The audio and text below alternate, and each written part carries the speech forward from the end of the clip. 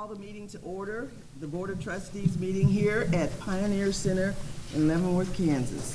We'll be led in the Pledge of Allegiance by Evelyn Criswell. Place your right hand over your heart and we'll say it in unison. I pledge allegiance to the flag of the United States of America and to the republic for which it stands, one nation, under God, indivisible, with liberty and justice for all. Thank you.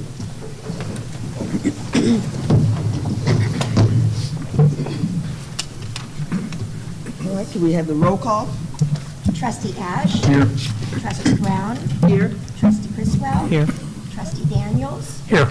Trustee Gardner. Here. Trustee McIntyre. Here. And Trustee Sutton. Here. Thank you. Can I have a motion for approval of the agenda with the amendments? So move. Second. It's been moved and seconded. We approve the agenda with the amendments. All in favor? Aye. Any opposed? Motion carries. Do we have anyone in the audience that would like to speak to the board this morning? Seeing none, we'll move on. All right, and I would like to recognize the Kansas City, Kansas Community College culinary team recently earned silver medal at 3rd Annual WHCA High School Team Culinary Challenge. And my understanding that they worked as a team, they worked clear up to the last minute, and as we know, and we witnessed this morning, they are great. Let's give them a round of applause.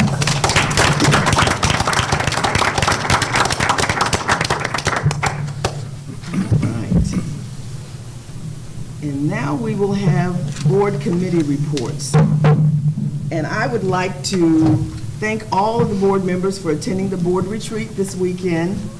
I feel that we are starting and beginning a great roadmap for Kansas City, Kansas Community College.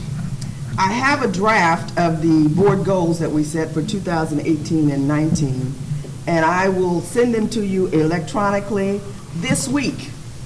And we will work on them, and if you have any suggestions or changes, please let me know. And I want to warn you again, please don't hit the reply all button. Make sure you just give me a call and let me know any of the suggestions or changes that you have. During the retreat, it was determined we needed to do a president's evaluation. And I have put together a timeline to complete the evaluation, and I am going to hand it out and go over it with you.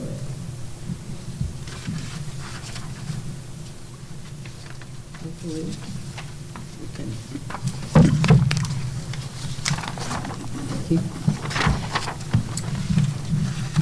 there any more copies? Need more?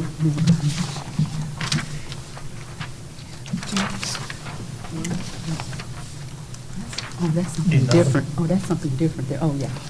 Yeah, not this one. Yeah. Okay, does everyone have one now? All right. Everybody got a copy? One more. If you can read them now, you can pass them down. You want to share? Okay, here we go. All right. Our timeline for the evaluation will begin. I would ask that you review and affirm that we will be using the presidential performance evaluation format that is in your trustee handbook, Appendix E, page 3 through 8. And then we'll get that done by April the 20th. And then I asked I will email you the evaluations to the board members, and also will include the updated 120-day assessment document that she has completed. I would like that done by April 25th, 2018. On May 7th, the board members complete and return the evaluation form to the board. You do have we do have a paper copy, but I will be sending you the evaluation electronically so that you can return it to me. On May 11th, the board chair compiles evaluation results and will distribute them electronically to the full board. By May 15th, the board meets in an executive session prior to the May board meeting to discuss compiled results. The board chair will meet with the president to review the finalized evaluation by May 25th, 2018, and if appropriate, she will respond by giving us a response to the evaluation by June 15th. Does anybody have anything that they want to comment on the timeline? Just a reminder, Madam Chair, that I'm not going to be available between April 21 and May 13, so, but I'll be happy to come to the May 15 meeting and offer any comments, but I just won't be available for that, to do the written report. Can he do it electronically? I'm not sure where I'm going to be, if I will be able to or not. We do have hard copies, I and if could you would probably do it like to take beforehand. a hard copy Yeah. today, That would be fine. we wouldn't want to leave anyone out. I wouldn't want to miss the opportunity.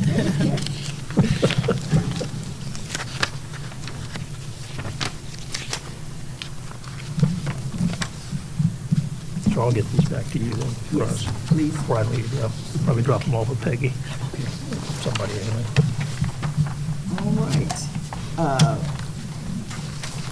Don, do you have anything to report today?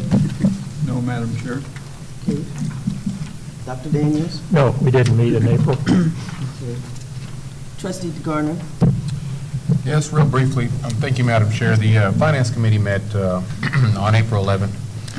Just a quick update. Our capital projects that we approved last year are still up and running. Today, you'll be getting your recommendation to finalize the parking lot upgrades on the main campus. The child care facility, we spoke about that. Doctor, did you want to speak briefly about the child care facility? I would be happy to. At this point in time, I believe we have 4 possible options, and the administration is doing due diligence on each of those options, and foundational to the analysis of each of those options, including operating our own child development center or partnering with an external entity. The thing that is not negotiable is the inclusion of the early childhood education curriculum as foundational to the operation of the center. And we will bring back a recommendation to the Board of Trustees as soon as we are confident we have done our due diligence on assessing all the options. Thank you. And the Finance Committee, we're committed to bringing something hopefully of substance to the board that the full board can look at as far as a viable option to get the child care facility back online. So that's a commitment that we're looking at making moving forward. But we'll see how the financials turn out. But the information we've gotten back so far from staff, it is promising. So I'm looking forward to see what the final recommendations are going to be. UPass was brought up as well. The Finance Committee looked at that, and the recommendation was to continue to fund the UPass initiative as has been done in the past. We are looking at several options moving forward, but the recommendation for now is to keep the UPass, which is our student benefit program with their ID card, to be able to use public transportation throughout the Kansas City metropolitan area if they're a student here at Kansas City Kansas Community College with that UPass initiative. Dr. Veer, did you want to talk any more about that briefly? Once again, we are exploring options regarding a funding source. We understand the criticality of access. We do not want that to be a barrier. On the other hand, a small percentage of our students are taking advantage of UPass, so it becomes a matter of identifying the most equitable means to ensure access, and the administration is working on some recommendations. you, Doctor. And just lastly, looking forward, the Finance Committee will be looking at, from the recommendation of staff, and particularly Dr. Vietti, just looking at ways that we can improve the interiors of our campuses to bring our classroom settings up into the 21st century as far as servability to our students and our staff. So those are some of the things Finance Committee is looking at, and that concludes my report, Madam Chair. Thank you. All right, can I have a motion to approve the consent agenda with the amendments? Madam Chair, I'd like first, I have a question on item A4. So if you want to take a look at that one before we.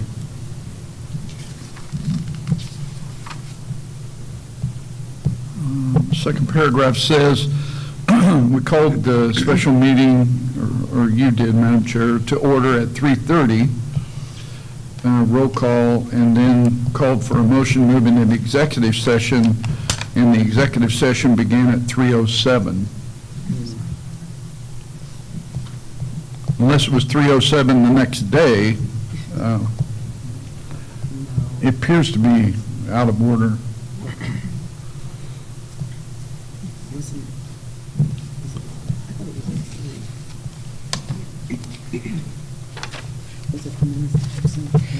We will be, I'm okay if we approve it, if we just go back and correct it. we will verify the times. Yeah. The heading up there does show 3 o'clock, so I think it was, the The 3:30. meeting was called to start at 3, and the Yeah. public notice was for it to start at 3. I think that, yes.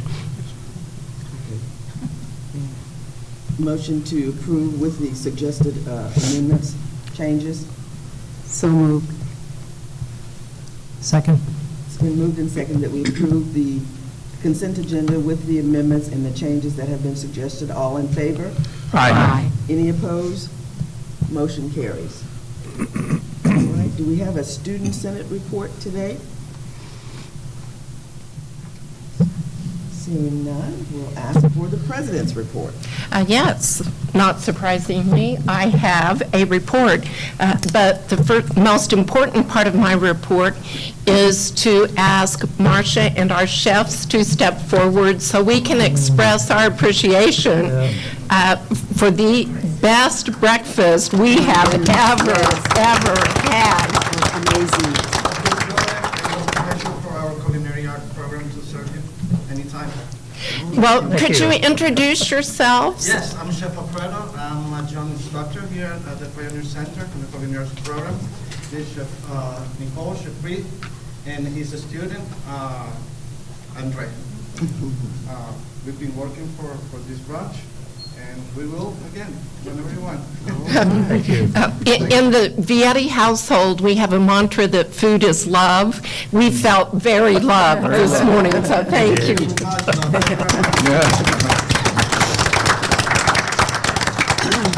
I do have 2 resolutions to read and then 3 brief items to touch bases on, all within 5 minutes or less. So, the first resolution is a resolution regarding the consumption of alcoholic liquor in accordance with KSA 41-719I, whereas Kansas statute annotated 41-719D prohibits the consumption of alcoholic liquor on public property except where expressly permitted by law, and whereas the Kansas City, Kansas Community College is authorized under Kansas law to exempt from the provisions of KSA 41-719D specified property which is under the control of the KCKCC Board of Trustees and which is not used for classroom instruction.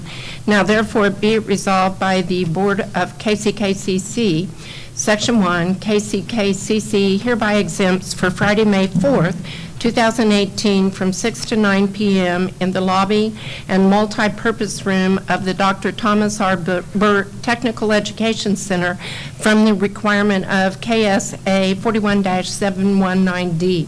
Section 2, this exemption is granted in connection with the holding of the 2018 KCKCC Employee Recognition and Retirement Dinner.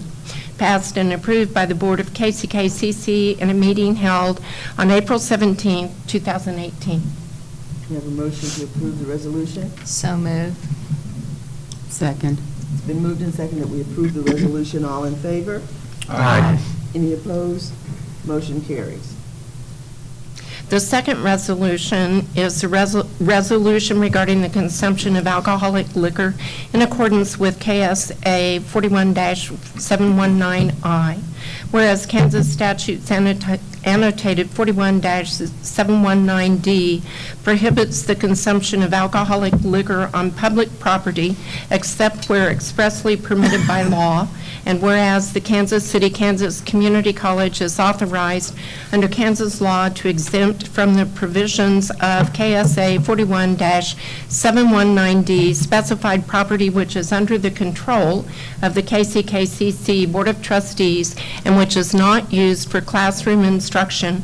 Now therefore be it resolved by the Board of KCKCC, Section 1, KCKCC hereby exempts for Saturday, November 17, 2018, from 2 to 6 p.m. in the Mary Ann Flunder Lodge by the lake from the requirement of KSA 41-719D, Section 2.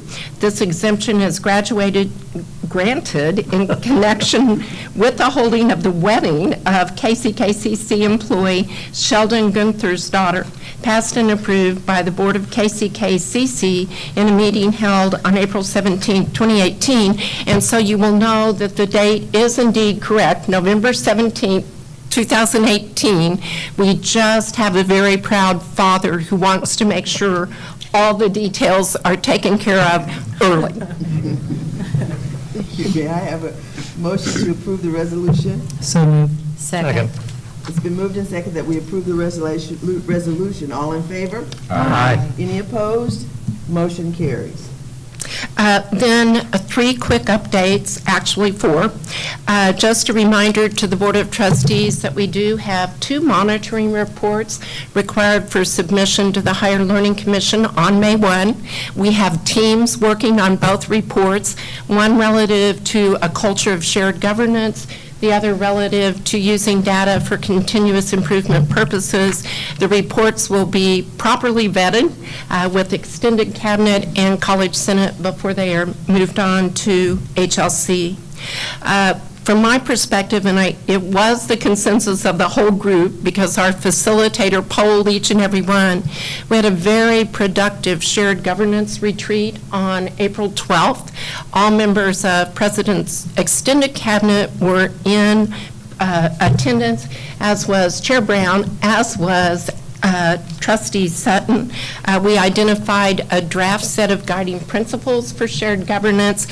We have some clear next steps delineated, and so we are on down the road. We know it's a journey, but it's a good journey, and we are on solid footing. We are working on key performance indicator 5-year trend data. As a reminder, the board approved the 8 key performance indicators primarily tied to student success, employee satisfaction, and financial stability. So once we analyze that baseline data, then we can identify benchmarks and set targets. And the last thing, we did recognize Cheryl Runenbaum and Andrika Wilcoxon last month because they were our 2017 John and Sue Ann Roosh Excellence Award winners through the League for Innovation in the Community College, and I will pass around a magazine that highlights them. I stand for any questions. Questions? Move approval of the President's report. Second. Been moved and seconded to approve the President's report. All in favor? Aye. Any opposed? Motion carries. All right, do we have someone from marketing and community outreach to do a report today? We do not. That person has been excused with all due cause. Tammy Bartunik and her entire team are getting ready for the Hall of Fame ceremony this Saturday night, and she will do double duty for reports next month. All right. We're gonna have to check her though, because we said 5 minutes, so 5 minutes for that one and 5 minutes for the workshop. Okay? Just kidding. I am the timekeeper. All right. Next report, Vice President Academic Affairs Report. Good morning. Good morning. I submitted my report for you all's review, but I do want to highlight just 3 or 4 quick things. Today on main campus, we have the ASIN wrap-up. That's the accreditation on nursing site visit that's being held. Dr. Vietti and I met with them yesterday. Things seem to be going very well. The interim director, Susan Anderson, and Dr. Boehm have both done a wonderful job with putting on and hosting that event, or that visit. I also wanted to point out that in October, the American Technical Education Association Conference will be hosted at the Tech Center. Dean Cliff Smith attended a similar event in Kenosha, Wisconsin, to prepare for that meeting. I just wanted you to be aware of that. An update on the vehicle that the Sheriff's Department had donated to the college. That's being, I don't know how you call it, but I put detailed, but it's being worked on by the students in the automotive collision repair program for use on the campus. So we again want to thank Trustee Ash for his work on helping us get that donation. The Ethnic Festival and the Saturday Academy both met this last Saturday. There were over 500 people there for Saturday Academy. I'm not sure how many people were up at the Ethnic Festival, but it was very well attended. There were a lot of our faculty and staff participating, as they always do. I ran into a bunch of retirees up there when I got up to the event for a bit. And then the last thing for me, and then I'm going to ask Dean Smith to come up.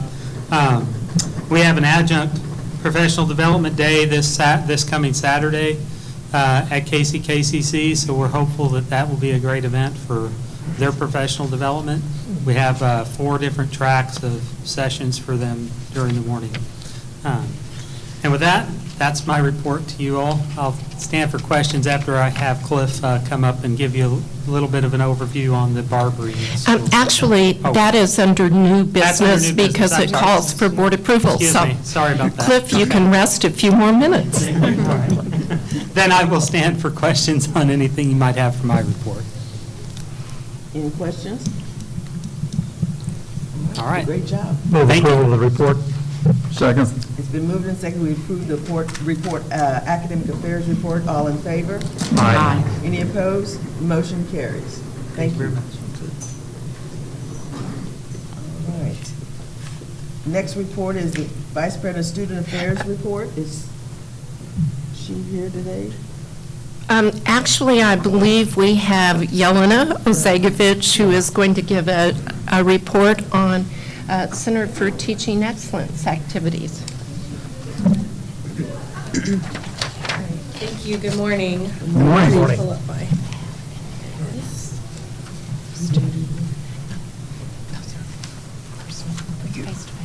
Okay.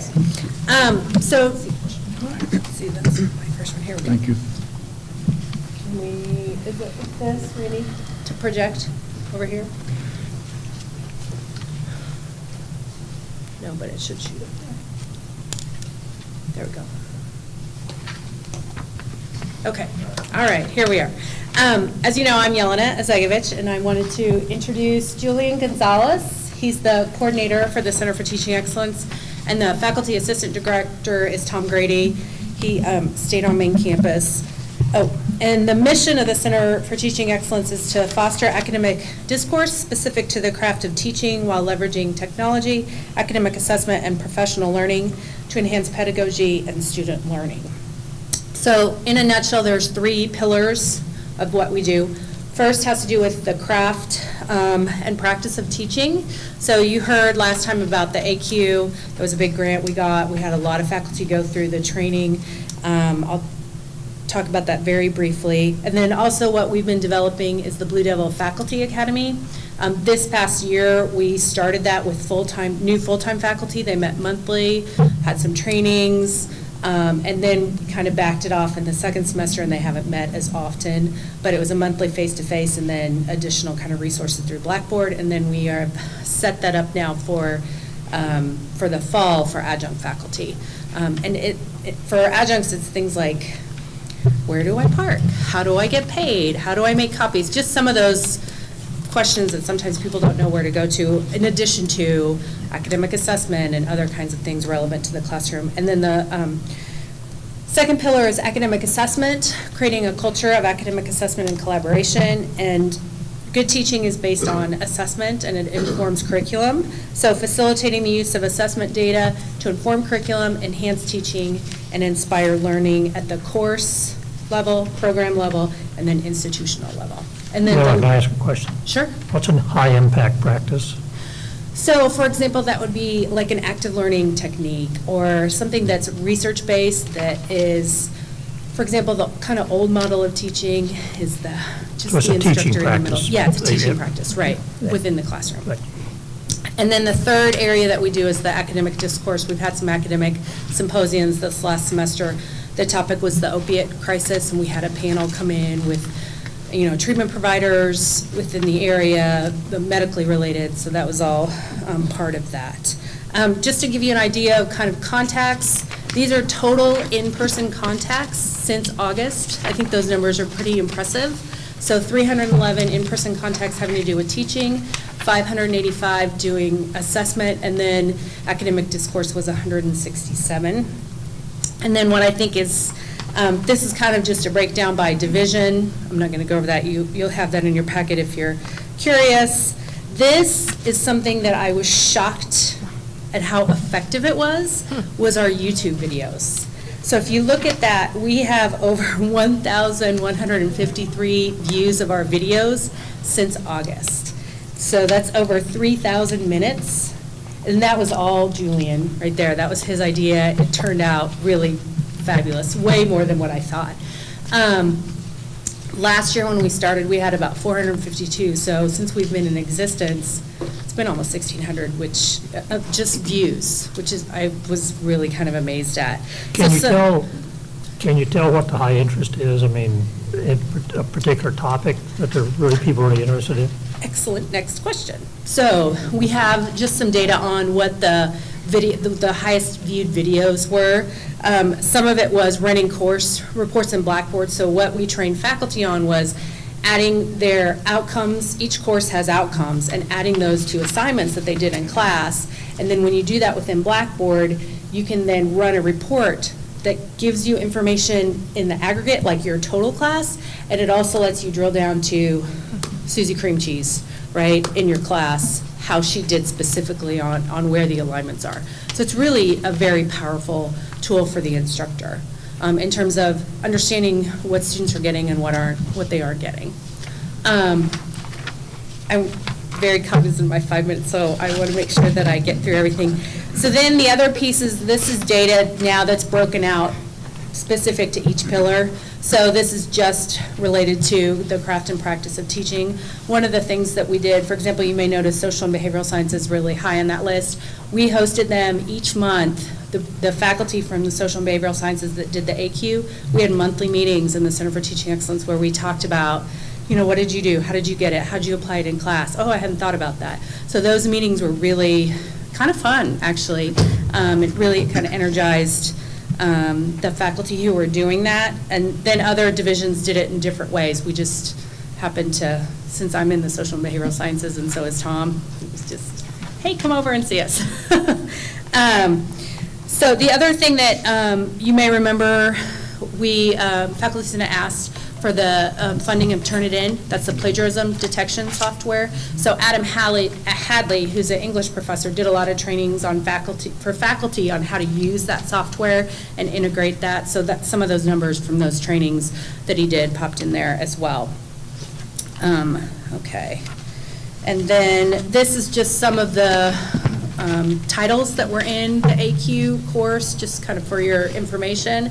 And then both Adam and Dr. Katola Ring, we pulled out little quotes for her that from their experience in it, and just, I'm not going to read you those, but for Antonio, he basically said that AQ has been by far the best training that he's gotten in his 25 years at KCKCC.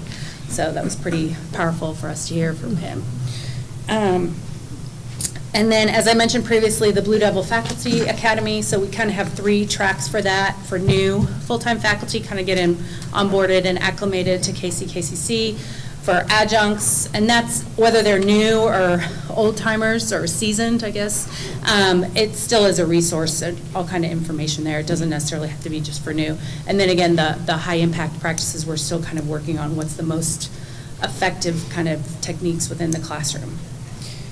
And then academic assessment, that's probably where we started as the largest area that our time was focused on because of the interim monitoring report. But those were some of the things that we've been working on. As I already mentioned, the alignments to the outcomes that happened in Blackboard, training faculty how to do that.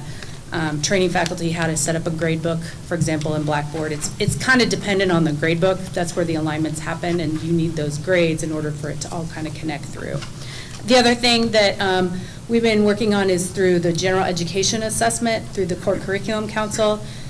You might remember when we went through that whole Gen Ed 3-year review process, one of the recommendations was to establish a Core Curriculum Council that's kind of really oversee our general education curriculum and really think of it as a program as well. I mean, really your Gen Ed is a core program that can have and should be looked at in its entirety and evaluated and assessed within that. So we're still kind of working on developing that, and actually Dean Pope, wherever he is, he was here earlier, and He's still here. is he? This way.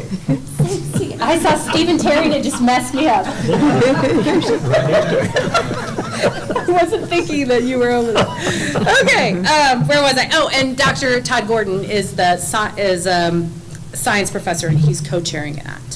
Okay. So Yelena, Yes, about ma'am. 2 more minutes. Okay, I'm almost done. I already did that.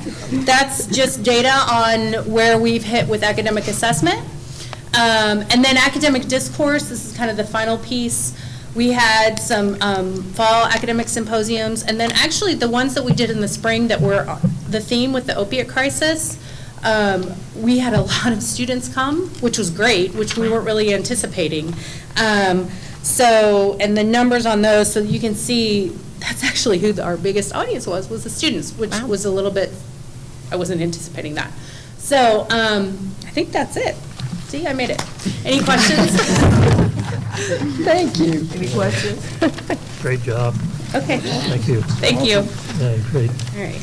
And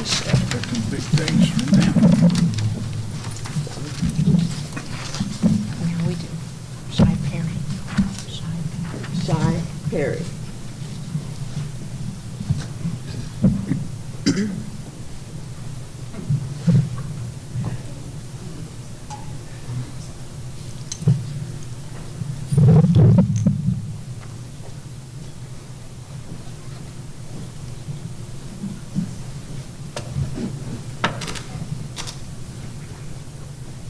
what do we click to put it up there?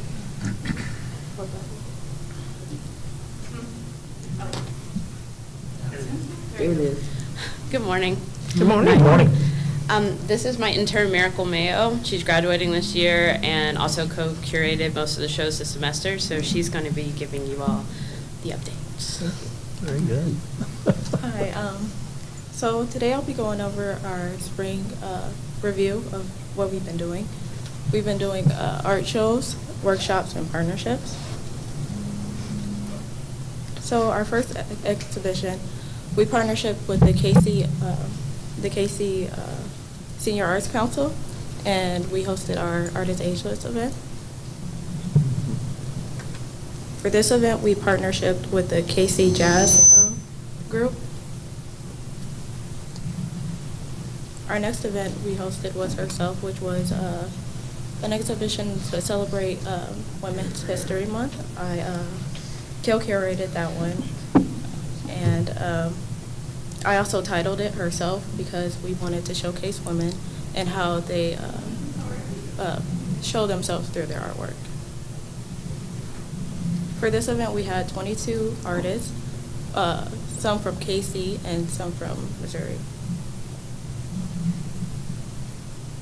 And the little girl to the right, she's actually the model for the picture behind her. Nice.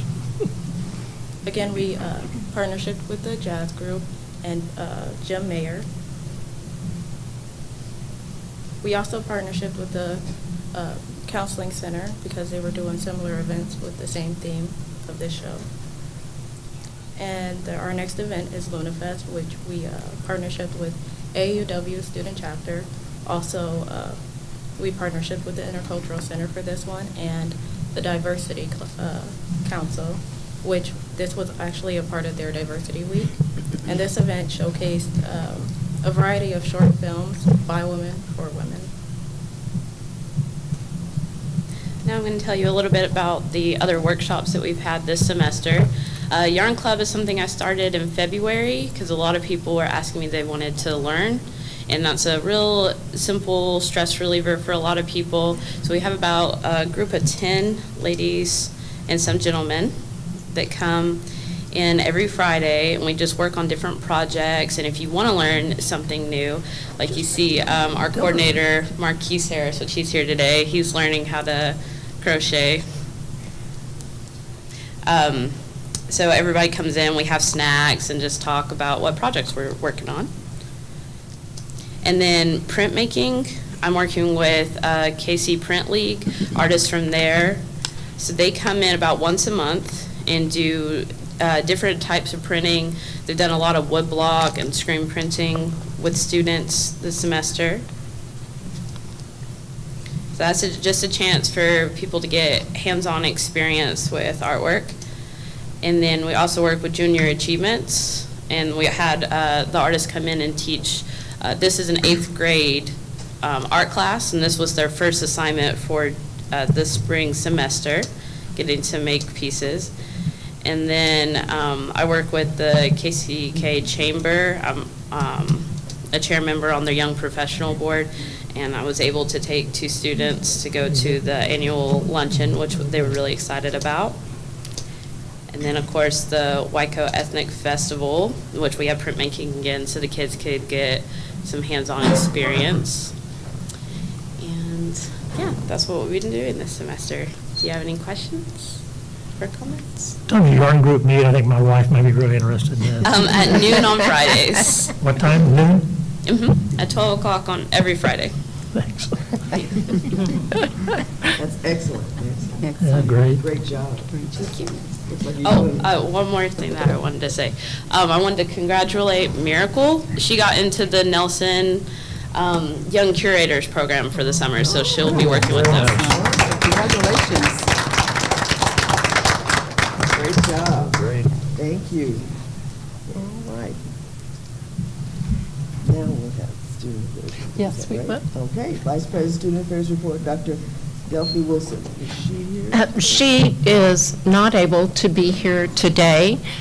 You have the report in front of you, and Stephen Terry would be happy to answer any questions you have, right, Stephen? She had not expected not to be at the board meeting, but if we can't answer the questions, we will take them back to her, and she surely will be able to. Any questions? Best report ever. Good job, Steve. We didn't even have to cut you off. Move approval of report. So moved.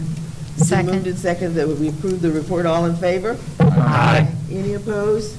Motion carries. I would like to point out one thing in the report, and I think we perhaps addressed it last month, but because I know it's of keen interest to the board, on page 4 of the Student Affairs Report, about in the middle, it is in writing that KCKCC is now represented at the regular livable neighborhood meetings for Wyandotte County, and that we have posted enrollment information in their weekly newsletter. Thank you to whoever's doing that. I Yeah, that's noticed great. that. Thank you. Thank you. Thank you. And that we have 664 graduates approved for graduation. All right. Wonderful. Yeah. All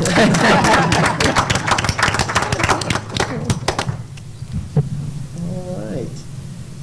Information Services Report. Interim CIO Peter Gabriel. And I don't know if all of the board members have met Peter, but we are very appreciative for his willingness to step in as interim CIO. So a public thanks is in order, Peter. Thank you. Thank Good you. morning. Good morning. Good morning. You should have my report. It'll be short. I just have a couple things to note from it.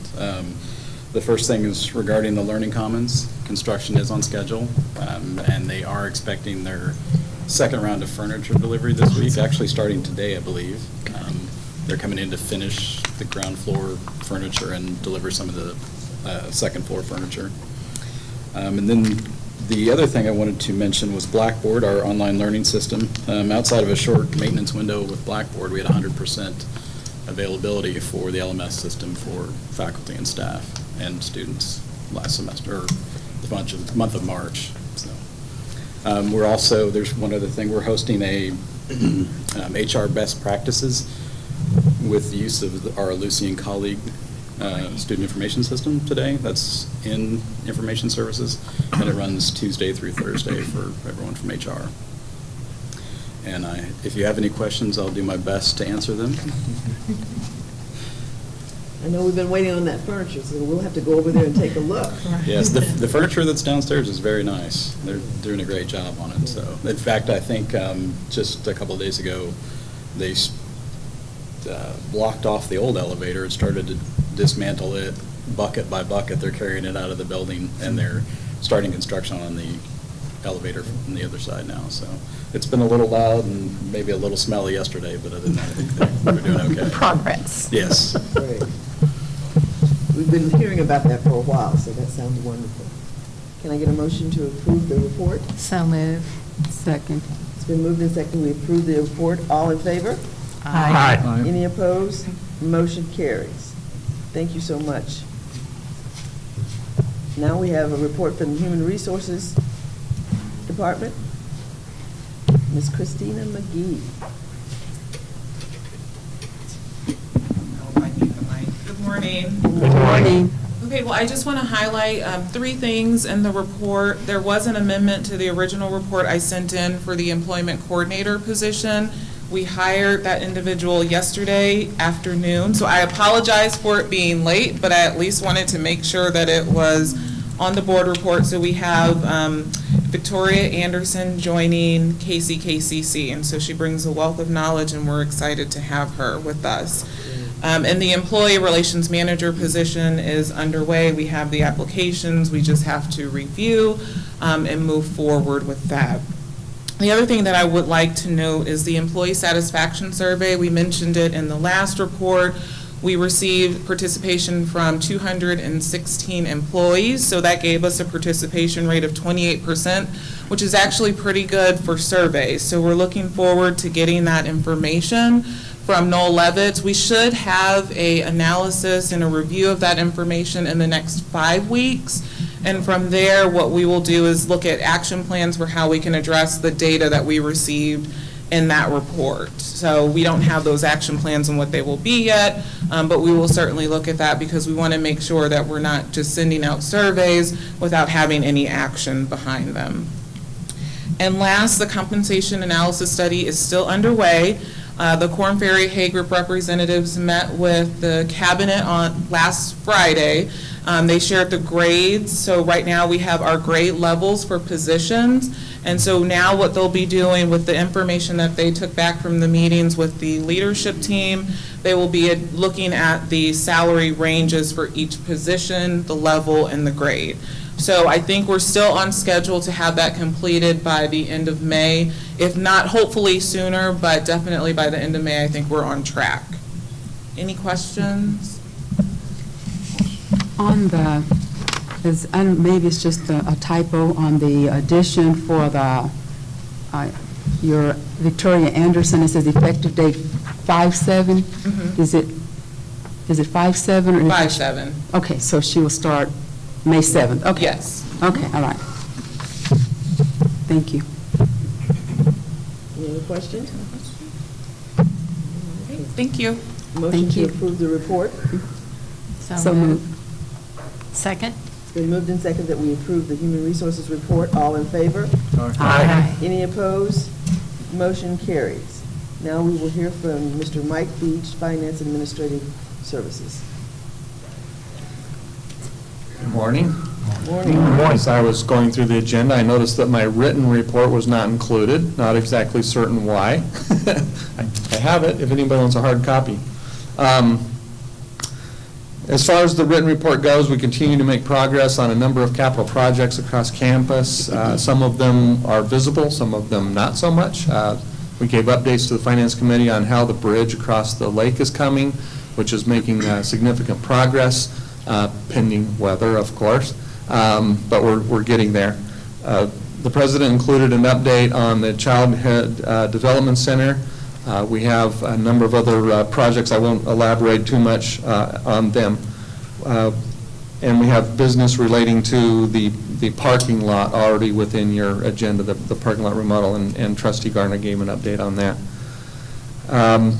I just wanted to turn attention real quick to some of the statistical data. As we talked about in Finance Committee, it is our intent to have available to the Board of Trustees a rough beta, if you will, on a dashboard that as how it might appear on the web page, that will include not only financial data but all key statistic performance indicators that we'd like to include on that are being regularly monitored. I feel strongly that that is part of our monitoring due diligence, that those should all be included on that dashboard, and that the essence of all of the data going into the calculations of those key performance indicators are the methodology is consistent, the information being communicated is consistent, so that across campus we're all making decisions based on the same data. You have in your packet within my report a glimpse in hard copy, well, I guess it's digital here, but a glimpse at what some of the annual key performance indicators for financial information might look like for the institution. I've included best practices for benchmarks of those that have specific benchmarks out in industry. Those that I've marked and highlighted as none, either one, I have to go and get a benchmark from HLC, because there is one statistical ratio in there, I think it's the viability ratio, that HLC does track and benchmark.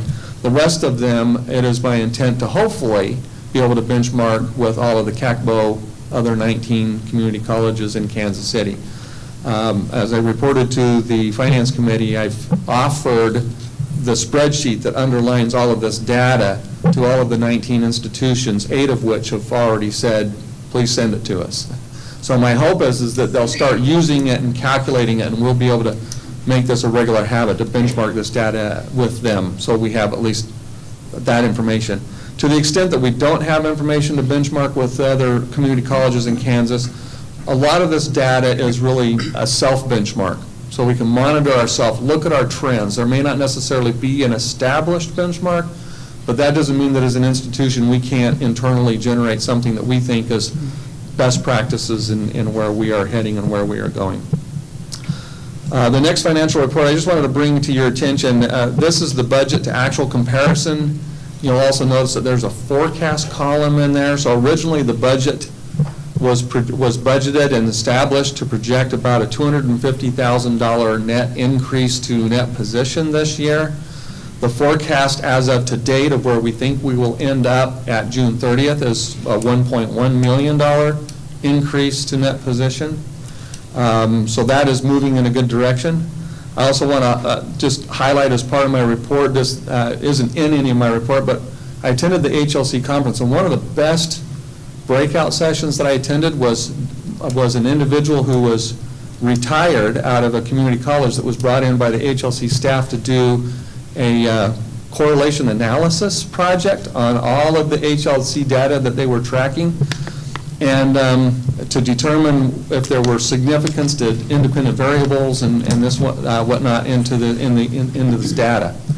One of the things I found really interesting that it sounds counterintuitive, and I don't exactly know how it all came out, but a study revealed that a net increase, well, let me do this, an excess of revenues over expenses signifying a net increase to net position, will have a positive correlation on the outcomes of an institution. The outcomes primarily being retention rates, completion rates, and those types of things. So net income obviously is a very good driver or measure of how well we will be able to accomplish the outcomes of the institution. However, what was really surprising to me is that the correlation, well, not this, the actual increase measured to your net position has no significant impact on your outcomes. So it sounds counterintuitive when you basically look at one variable that is relatively the same.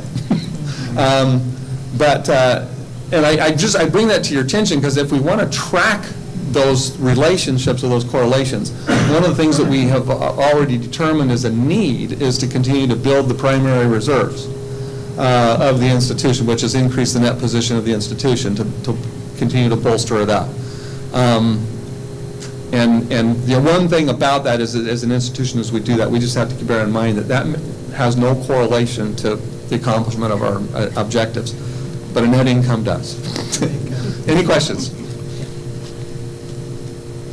I know this probably is not in your area, but you mentioned the bridge, and that just made me think. We have put tape around the bridge, and when we first started, and it was cold, and there probably was not a lot of activity out there, but the other day when I drove by, it was warm, and there were children out there, and I don't know if we secured it enough to make sure nothing happens over there while we're working on the bridge. If somebody would take a look at that and see if we can make sure that, because it's getting warm, we're really looking forward to it getting warm, but, you know, that means children are going to be out there. And these were young children, and I don't remember an adult or an older person there to oversee that, so.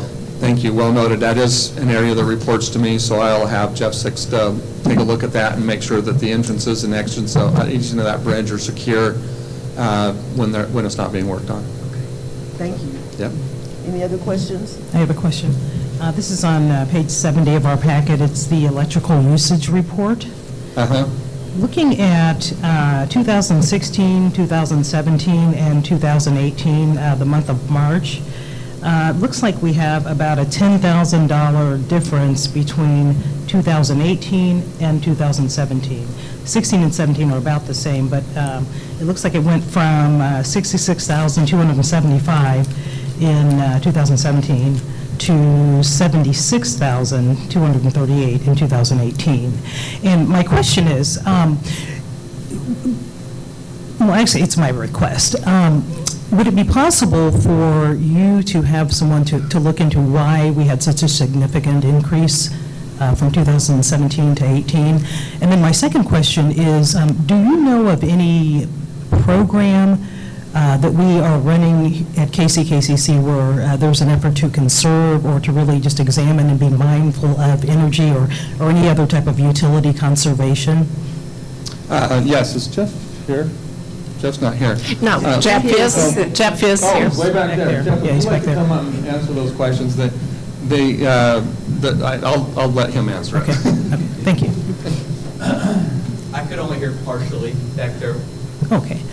Here, I'll start over. The first question that I had was between 2017 and 2018 in March, we're looking at the electrical usage bill, and it looks like in 2017 we were looking right at 66,000 and some change, and then March of 2018 we jumped to 76,000. So my question was, and it's fine if we don't have the answer today, but I'd like to get some clarity on it, is why the significant increase? I think you're going to find the utility rates went up.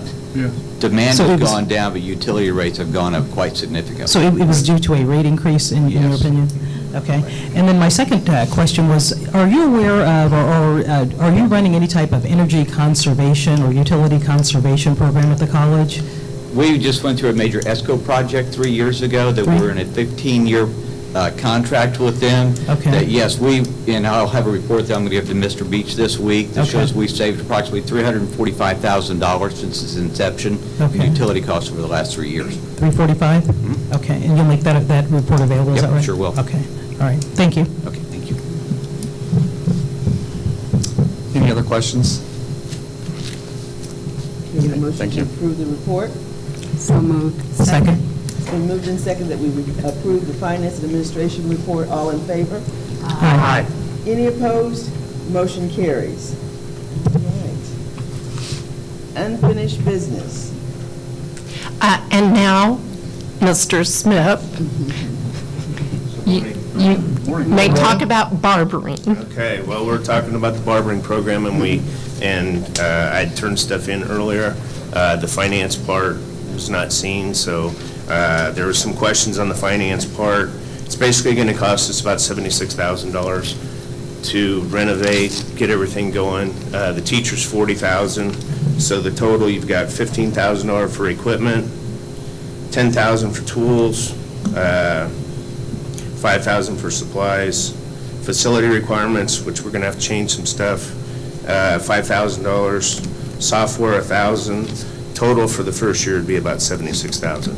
So we'd take on 10 students, possibly the second year 20 students, and so the first year would be a break even, basically.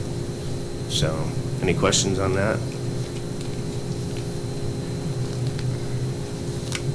Okay. I'll turn it into K-Board, and hopefully they'll approve it and get back with you on it. So, thank you. Any questions? You need any kind of approval? We on need a that? motion Yeah. for approval. I'll make a motion to, what are we approving? Mr. Johnson? The barbering certificate. Okay. Questions on the cost. So we're actually approving the program? Yes. Yeah, okay, I make a motion to approve the barbering program. Do I have a second? Second? It's been moved and seconded that we approve the barber certificate program. All in favor? Aye. Any opposed? Motion carries. The finance committee. Next, we'll hear from the Military Veterans Center. Good morning. Good morning. Good morning. Just a second here to pull this up for you, to stretch your legs.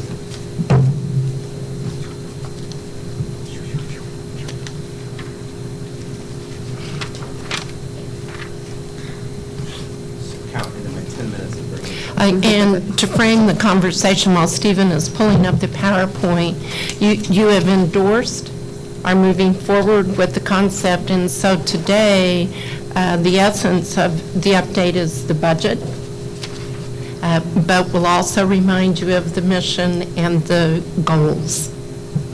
And you do have a hard copy of the PowerPoint at your places. We are ready. Thanks for doing Oh, yes. Did you? Is that your copy there? There is your copy. Thank you. Here's your copy. Thank you. All right, so thank you again for having us. Let me move this back a little bit. This is an exciting time as we continue to move forward with our initiative around serving our military and veteran students. And so thank you again for being able to bring this to you. This has been a great collaboration, not only with members from the Finance Committee of the Board, but then certainly Mr. Jeff Sixta, so thank you for your help, and of late, Mr. Peter Gabriel, and thank you so much for helping us out putting together the figures that you'll see here today. So a quick recap on what we're doing here. Our mission is to provide active duty military members, dependents, service members, veterans, and their families with the best possible services that we can, and then ultimately to be a model in the community of how we serve our student veterans. The ultimate goal at the end of the day, while it is to serve our students, is to increase the retention of our current students and then to get more students through the use of enrollment opportunities and strategic planning. As we've met recently with a consultant on strategic enrollment management planning, one of the recommendations that Mr. Blair had was to look at the military population as an opportunity for growth. And as you've seen in our previous reports, the number of veterans that are currently living in Wyandotte and Leavenworth County is staggering, and we have the opportunity to be able to serve them, especially right here in our great Leavenworth. We have Marcia here and the great work that she does up here, not only in the Leavenworth community, but also with the disciplinary barracks, a program that's growing exponentially, and so thank you for that work. These are just, again, some of the things that we're going to provide in our Military and Veteran Student Services office. Of need there is tutoring services. We know with the great work that the Learning Commons is doing right now, developing mentoring programs for those students, and then also incorporating the VA certification process around financial aid and eligibility for these student veterans. Essentially giving that kind of term one-stop shop for students to be able to come onto campus, get all the service they need to be able to stay on campus, a place where they feel comfortable during the day, staying on campus so that they'll be more actively engaged in the culture of KCCC and being engaged in the classroom as well. So what was asked for us to do is to come up with a proposed budget for this next year for implementation for the Warrior Center on campus. We did, in the previous slide, show you that we wanted to go with 3 personnel, and Dr. Vietti had suggested that maybe we ramp that up after we look at need. We currently have about 580 military families on our campus, 390 of them using Montgomery GI Bill, one of the forms of the Montgomery GI Bill. We also have our active duty and currently serving in the National Guard students as well. And so we thought having 3 personnel would be adequate for the center. That would be a director, that's a master's level professional, and a VA certifying official, a coordinator, and then also an administrative assistant. The idea there is that we would have a good footprint up here at the Leavenworth at the Pioneer Career Center as well. And so that's why it would be important to be able to have that number of staffing there for the center. Operational, about $25,000 for operational costs per year, and I broke that down for you in the slide, and you'll see that here in a moment. And then the facility cost. This is a one-time to build the facility. These numbers were provided by Jeff Sixta and his building team. Then you'll also see that we worked with Payless, the same company that's doing the Learning Commons furniture, to keep that consistency across campus. So to give you a breakdown, year 1 expenses, $233,000 to $257,000. That includes the salaries that you can see there. There's the range there for the salaries. And then year 2, when you take off that facility, the one-time construction of the center. And so that's where we're at. Again, we bring in about $500,000 a year from our military and veteran students using their Montgomery GI Bill. This is a nice breakdown for you for implementation, construction, technology, and furniture. Again, going with a consistent theme across campus that you'll see with that nice glasswork that you see with the admission center that's upstairs. As we move, the innovation center is also nice in glass, and keeping with that same style of a modern theme that the Learning Commons has, so that we see this consistent theme across campus. Again, there's the breakdown for the personnel that we just discussed. All 3 would serve as VA certifying officials, so that at any time, if any student or community member called into the Warrior Center, they'd be able to get information about the GI Bill and how to go through that certification process. Again, we certainly want all of these students to come to KCCC, and we certainly know that they'll matriculate there, but our goal is to be able to serve the community as well, and so they don't have to be a student to get service through the center. Stephen, how are the salaries determined, and was HR part of that when you talked about setting salaries? Was there a process to that? Well, we actually looked at the salaries of other VA certifying officials and directors across the nation, and I actually provided information to HR that I pulled from online information. It's a Kubo. Is that the name of the Kuba? Coupa. I pulled it all from Coupa. So I looked at the average salaries for those types of positions with those levels of education. Very good, thanks. Steve, what kind of enhancement or increase would you anticipate by us building a center? Yes, sir. We get about 500 million now that comes through, and we have X number of students. 500,000. We need to move. 500 million, yeah, that's our goal. Right, that's our goal. So many students we're servicing. Have you thought about what kind of an increase we might get by building? If you build this, they will come, kind of Field of Dreams type thing? Absolutely, what are we looking absolutely. for? And in talking with veterans in the community, and also working with Dr. Jason Strickland provided us major that's retired that works with the USD 500 system. It said that there was an influx of over 100 students that would be interested in partnering with a JROTC and an ROTC program through the community college. So there's another 100 students just right there out of the USD 500 system. And then we know that there's over 10,000 veteran and service members that live in Wyandotte County that aren't currently going to college that have 100% of their college paid for. They just need those folks to open the door for them and they'll come in.